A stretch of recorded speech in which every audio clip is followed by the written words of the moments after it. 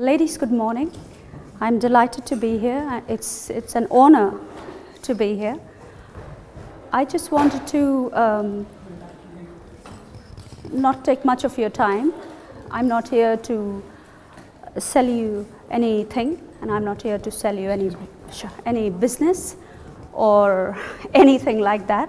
I'm just here to tell you where I came from, what I've achieved, and maybe for you to take those points home to see if you can use any of that yourself. That's all. Nothing to buy, nothing to take away, right? So, I didn't know that they're not going to have a laptop and an audiovisual kind of equipment, so I came well equipped to show you all and to share with you all some very effective slides, mainly from my own life. But unfortunately, that's not going to happen. Man proposes, God disposes kind of thing. So I'm just going to share my little laptop, and what I'll request is if you all can move in the front so you can have a look at the slides, if you don't mind. Okay, so obviously some of you have already read about me and looked me up and all that kind of thing, but I'm just a very ordinary girl, very simple, and I come from a less than ordinary background. And I'm going to share some of that with you today. So as women, there's always been a need for us to work much harder than men, even if we all start on an even keel. Unfortunately, I didn't. My life began with my parents actually not having a home, not having a house, and not having anywhere to live. My father actually served with the British Army, and he worked in India for quite a long period of time. And before I was born, or before I came around into this world, my parents had already lost 4 children to absolute poverty and malnutrition, all before the ages of 6 months. And then I turned up with my little sister Vanessa, and we lived behind people's houses, under their stairs. Sometimes they fed us, sometimes they looked after us, and sometimes they told my mom, you just have to move on because we can't afford to look after all of you. For a very long time, I didn't understand how badly off we were until I learned later that my parents was so badly off. Just imagine being working in the British Army, and then after India got her independence, the British were given 1 year in which to leave the country. And many hundreds of families loved India, like I do, and they refused to go back. They were like, no, this is where we want to stay. So my father was one such person. So we stayed there, and then I learned that my family was so badly off that they actually had to bury our little ones, twins, Kimberly and Alan, a boy and a girl, and 2 sisters, Carol and Minnie, in actually tea cases, because we couldn't even afford coffins. We were that badly off. But my little sister Vanessa and myself, we went to stay under a flight of stairs where it was a communal area. People washed their clothes and washed their utensils, had a bath, bathed their children, went to the toilet, and that's where we stayed for a very, very long time. And this was after my father having one cardiac arrest after the other, because my elder sister, Donna, was almost kidnapped, and there was just a mountain of problems that crept into the lives of my parents, and we all came along at that unfortunate time. But those are my parents. They're not with us today, and that's me, the chubby one, and Vanessa. She's a teacher today in England. And this is a picture of the picture that you've seen on the cover of my book is actually our first home, my very first home under a flight of stairs. My second home was actually in a proper slum where, to give you an idea very quickly in the interest of time, over 3,000 people shared 3 toilets. There was hardly any electricity. You were very lucky if you had electricity 1 day a week. There was no sanitary conditions, and the only things that we had to share were just vermin, and more vermin. As you can appreciate what happens in one of the worst slums on the planet. That's where we grew up. The place still stands today. If you were to visit Indian English, the book website, you would see documentaries after documentaries and press interviews and all of that being done, where the place still stands today, including the place under the steps, including the slum and things like that. Where was this? In Calcutta, in the city of Calcutta in India. They were the poorest of the poor who actually saved our lives. They were vegetable women who kept all the bad, potatoes and tomatoes for us and gave it to us every day. We would come home, cut it up, cook it and have it. There was a milkman who actually saved my sister's life. There were meat men who used to keep the bones for us. We used to come home, boil it and drink it. There's been such sad times in my life that I could obviously write another book or be here till tomorrow telling you everything about it, but that's not the reason why I'm here today. I knew very clearly when I was about 12 or 13 years old that my family didn't come from a business background. My family didn't come from a background, a very affluent background. We had no money. We hardly had a proper college education. So my only hope or opportunity was not to outsmart anyone, but I had one choice: I could outwork anyone. That's what I could do. And that's why I say sometimes to shine, you don't really need to be more. You just need to do more. As my father said, you people have no opportunity except adversity. So you got to find what you have and you've got to make the best of it, and you've got to really work very hard to make the grade. So I won't tell you, but that working hard and working as hard as men and working doubly hard and trying to keep up and trying to do the best. And every bank, I have 23-year career in banking. Every bank I worked for, I walked in and said, please give me another job. Even when I worked in Bank of America in India, I was the head of their charity division, the president, and I was also working as an EA for the CEO, but I also had my own assistant. When I came to this country, I walked into RBS and I said, you can give me 2 jobs. He said, it's not allowed in this country, Jillian. I said, nobody needs to know, just give me the job. Only you and me need to know, right? Just give me the job. So I stayed there and I spent all my waking hours there, and I got them to mentor me, I got them to like me, and I worked because I knew I had a dream, just like each one of you in this room do. And that's the reason I say the world is changing, because now there are very senior executives realizing that actually there are studies being done that women actually have very many advantages, against men. And I can tell you this because I worked, as I said, in banking for 23 years. I have worked with some of the brightest minds on the planet, and I have seen this change. I'm going to show you this change. So yes, Forbes have done a fantastic bit of research on how and what are the advantages that women have over men when it comes either to the business world or either to the workplace. So there's quite a lot in that article, but I've just picked out a few gold nuggets to share with you. And one of it is that there are more women completing MBA degrees these days. There are also very many women who are now getting to managerial and business, high-level positions. And actually countries like the Philippines and Jamaica are actually topping the charts. And this is, an article that I downloaded to show you the statistics. The UK and the US are not far behind. So there was a time when that gap was there, but that gap is slowly closing. Many women are really getting to the top and getting to that even keel with the men when it comes to managerial and business positions.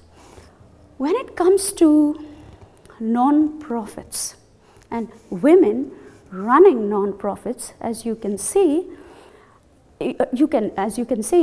even CEOs, women CEOs, just imagine the lists from 1955, and in 2017, it's the first year that we have more women CEOs on the planet than ever before. What are the 3 takeaways that I want to show you from the research that Forbes magazine has done? The first is these are very simple principles, but they are principles that A, have worked for me, and B, I hope it works for you. So Forbes have pointed out that the first thing that works for women, which we don't see, is that we are natural givers. Now I know when I was writing my book, I have even the closest of people in my life who've told me, please stop all this mumbo jumbo of giving and caring. Get into a different mindset. Yeah? Try to be this man, this go-getter, this tough guy. Please understand that this is not going to work. Please understand that hundreds and hundreds of people have written such type of books. You're not going to go anywhere with it. You're going to have 6 books and nobody's going to buy it. Nothing's going to happen for you. I have been told that. Because, deep down, I am a giver. That's who I am. I cannot change myself, irrespective of how tough I appear to be on the surface. Again, like I say, when I was told the mumbo jumbo, yes, this is what they mean. Yeah, when you give more away to people, more will come back. Keep giving, keep caring, and all that kind of sunshine, which they call it. But I want to tell you, there was a time in my life when I was a little girl, and obviously because of what was done for us, I wanted nothing more than to help hundreds and hundreds of people. That was my dream. I never wanted to be in business or an author or anything like that. So from a little girl, when my mom used to give us a little pocket money, maybe just 1 rupee each, which is very, very little, which is like your 10 pence or something like that, my sister and myself used to buy a little bottle of jam or half a pack of butter and a loaf of bread, and we used to run to the aged home to make all the old ladies sit down on chairs, and we used to put 1 slice of bread on their laps and give them all a little butter and jam, and they used to love us because they never ever got that, So one day we were on this mission, very happy with the bread and the jam running down the street, and we walked into this home and we saw this poor lady. She was lying like almost in a crib. She was that elderly. And we ran to her because she couldn't come to us, and we lifted her up, and they said to us, she's very ill and she's very elderly, so be careful. So when going there, we lifted her up, and I combed her little gray hair, and my sister Vanessa, cut off the crusts of the slice and fed her the bread and stuff. And when we started to talk to her, we realized, oh my goodness, this is Mrs. Cleophas. Mrs. Cleophas was a person that actually brought a lot of distress and hurt to my life. I didn't recognize her. And I will tell you why. When we were living under the stairs, my sister Vanessa and myself got very ill because of the way we were living, in the wet, the damp, no roof above our heads. She was a kind of friend to my mom, a British lady. And my mom said, will you keep them for me because they're getting very ill here? So she said to my mom, of course, bring them to me. And every day she would teach us ABC and 1, 2, 3 or whatever, little girls. And she would put us on the floor with our books and pencils, and we would do that. But for some reason she disliked me, and she loved Vanessa, because if Vanessa stood still, she was like a living doll. I just wasn't. So that's okay. But she had a very different concept of punishment. So she would take me every day. She would tell my mom her one eye is horizontal and another eye is vertical, and she's not going to be able to deliver anything in life. So please get that very clear. And my mom used to say, yes, I understand that, I believe that. But please try to teach her. So every day she would take me by the ear down a flight of stairs, and there was an Indian style toilet. I'm not sure if any of you have ever seen an Indian style toilet, but it's about this big. It's, you sit on your haunches, and it's about as tall as this ad. And every day in that toilet there were just probably thousands of giant cockroaches. And every day she would take me by the ear, put me in there, close the door and put off the light. Every day. I became such a traumatic child, such a child that I couldn't even say my name. I became so scared. So sometimes when it was 11 o'clock in the day and it was a rainy day and getting dark, I would just wet myself because I thought it was time for me to be put in there. I became so traumatized. But when my mom ever visited, my mom always used to say, are you saying your pleases and your thank yous and you're being good and you're helping? My mom, we wouldn't get a word in to say that this is happening. Till one day when my mom visited, I did wet myself and my mom knew that something is drastically wrong. So she took us, and I cannot tell you, it was the happiest day of my life. Leaving her and going back to live under the stairs was just a joy beyond imagination. So when I saw Mrs. Cleophas in this aged home, and she said, I'm Mrs. Cleophas, she didn't recognize us. But we loved her. We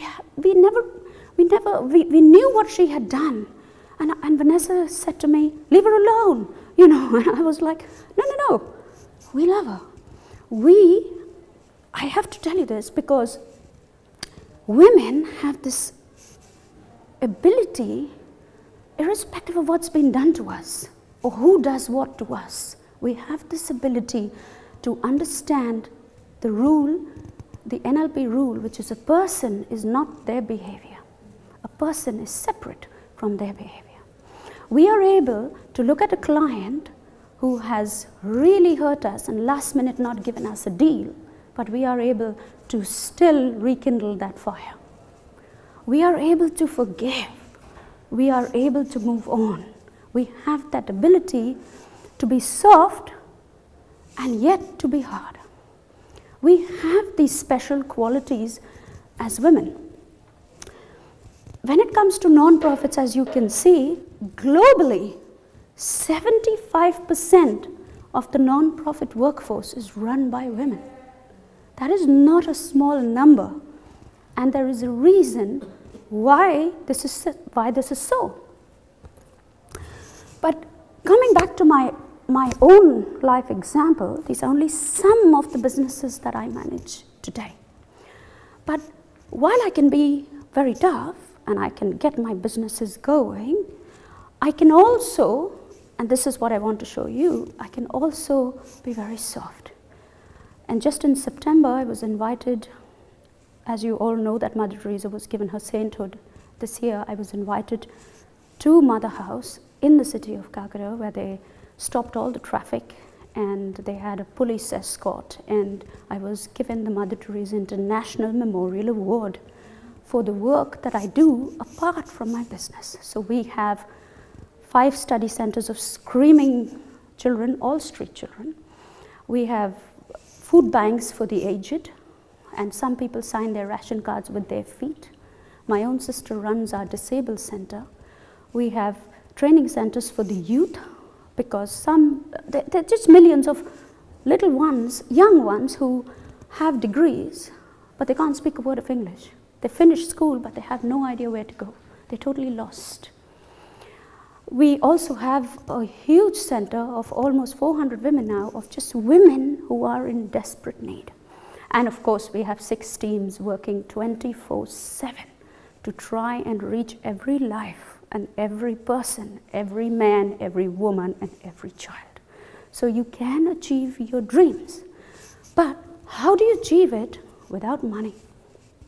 How do you fund such a huge initiative? How do you get specially invited for such huge, global awards? But coming back to Forbes and the article, the second thing he mentions is that women are brilliant networkers.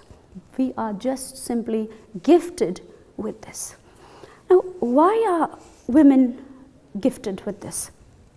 I want to tell you a story. Again, going back to the bank, I'm still very, very friendly with 2 people.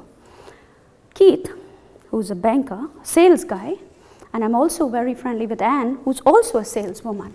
I'm friendly with everyone from my past, and we are all very, very close even till this day. I worked with them on the same transaction banking flow, and I watched them every step of the way. Keith is a go-getter. He doesn't have time to wait and he doesn't have time to think. He wants to close every deal as quickly as possible to clock up his targets and deliver his objectives and get that huge bonus. That's all he has in mind. Whereas I have to tell you about Anne. She is the kind of person, if she comes back from a business deal and it's gone sour and she hasn't got the deal, and she would sit at her desk, I've watched the secretary, who's the pool PA, go there and say to Keith, can I have a moment? And he's like, don't talk to me now. I can't talk now. But you go to Anne and you say, can I have a moment? And she'll say, yes, of course. How can I help you? What can I do? They're very different personalities. And I've watched this over 13 years of both of them wining and dining clients, coming back with lost deals, won deals. I have had them come out of meeting rooms in tears, and you've had Keith come out of the meeting room and, say, I don't want to talk now, he's a whatever moron, that's his boss. But I've had Anne come out and say, it doesn't matter, onwards and upwards, yeah? I can tell you that I know these two people even today. Keith is doing amazingly well. He is still the head of his entire sales team. But Anne is now the CEO of another bank. And this is where Forbes are so good at the research that they do. Why do they say that women are better at long-term relationships? This is what businesses and companies are realizing. Why are women good at forming long-term relationships and bringing long-term supply chain deals back to your organization? Why? Think about a woman for a moment. You have a baby. Even before you leave your hospital bed or even before you deliver, you're already thinking, which play school should I put my child in, right? You're already thinking, which school, which college, what if they grow up, what if we move, what if something happens? You're already thinking the future. That ability actually doesn't only work when you have a child. That ability also works when you are in business, because your business is very much your own, very dear to you. It also works with your family. It also works with your other first of kin, your siblings and things like that. So a woman is always thinking long term of how to better anything that is important in her life. That is why most senior big organizations like Google and Virgin, etc., are now realizing that there is an asset within these women. That's why I showed you that article of, you made the cover of Forbes, of why men wish to work with women. The last point I'm going to share with you is women are naturally wired to think, act, and innovate like immigrants. Think Angela Merkel. Think of what she did for immigrants. Think of how she opened herself up to so much abuse. But she did it and they love her for that. Why do women do this? Because women actually can see things that others don't. This can prove it. And if your little things in your own lives can prove it. I have seen it a million times. I can see things long before my husband has even, thought about it. I already know what's coming. Also, they do things that others don't. Think calendar girls. When it comes to your business, when it comes to your ROI, you need people who will take those risks. And women will take those risks. I know I face it every day with my own husband, who says, no, that's enough. You've given too much. Can't give any more. No, we can't start that initiative now. And while he's talking to me, I'm going, yes, it's already started 6 months ago. It's fine. It doesn't matter, right? So that is where women come in. We also have the ability never to give up. We don't normally give up that quickly. We do fight. We have this inner instinct of pushing an idea to the point of destruction. We will keep trying and we will keep fighting and we will keep pushing our ideas forward until we make the break. I want to give you a little story from my own life. I told you when we were living in the slum, my fifth sibling, Susan, was brought home by my mom and placed on the bed. And we had only a little room, 8 by 10 feet, and hardly any electricity and everything. And my mom placed her on the bed and said, she's not going to make it like the others, because she was badly malnourished. You could have taken a knitting needle and put it into her eye, and it would have touched her eye at the back. And of course, my mom's friends came and made the sign of the cross on her forehead and said, may the baby go in peace and all of that. But I was only 8, and I looked at her and I thought, I love her. The first two girls, my siblings who I lost, I wasn't around. I was around for the twins when they were buried, but I was very, very little. But now I was at an age where I knew I could do something. So I looked at her and I thought, no, I don't want her to go. I loved her little fingers and her toes and everything. So I thought, where can I get milk from? Babies need milk. That's what I thought. But we were not living on any farm. So I took my little bowl and I rushed to the nearest tea shop, which still stands till this day. And I said to him, Ashok, please, can you give me a little milk? And he used to look at me and say, milk comes free or what? You can't just give milk like that. It's very expensive. And of course, over there, they put a bucket of water in the milk to, make it go a long way. But I still used to stand there with my bowl and, he used to say, you are annoying the customers who are all coming in the shop every now and then. You better go. But I wouldn't go. I would go to the side and I would still stand, and I would go a little back and I would still stand. And every day he used to take up that bowl of milk, dip it in his big vessel and give it to me. And every day I used to run home, press Susan's cheeks together, feed it to her with a teaspoon. In the free hospitals in India, they give you a little envelope with little powdered homeopathic medicine in it. I used to put that in the milk, mix it up and give it to her. And let me tell you, I tried, I fanned her, I sat with her. I knew she was dying. My mom already said she's going to go. The country had definitely given up on us. The community had given up on us. The doctor definitely had given up on us. And my parents, in a way, had already given up because they knew that she didn't have any hope at all. But this is a woman's instinct. I'm going to show you. Susan graduated from Birkbeck University in this country. She topped her university. Her picture was on every tube and every bus. I was very proud of her. Today she's married to Scott, who's an Australian boy. She's had Samantha, who is 3 years old, and only last month she's given birth to Oliver, a beautiful baby boy. So this is a little girl who had no hope. And I can tell you because we already lost 4 siblings before her. But this is us. We are women. We don't give up that easily. Coming back to my dream as a person, like I said, I didn't want to open a business or be an entrepreneur or an author. I had no such dreams. The only dream I ever dreamed of was helping hundreds and hundreds of people. I just wanted to reach as many as I could, because what happened to us as children really stayed with me. And I knew I had to do something about it. But I also knew that getting money out of people is like getting blood out of a stone. So I had to work very hard in order to do that. As Michelle Obama says, it really doesn't matter where you come from, which council estate you come from, which slum you come from, which country you come from. It doesn't matter where you come from. What matters is what we have going on within us. Like I said, I want to just share these points with you, again, to tell you that wherever you are now in your business, wherever you are, just try not to focus on the start, but try to think big. Try to focus on the end result.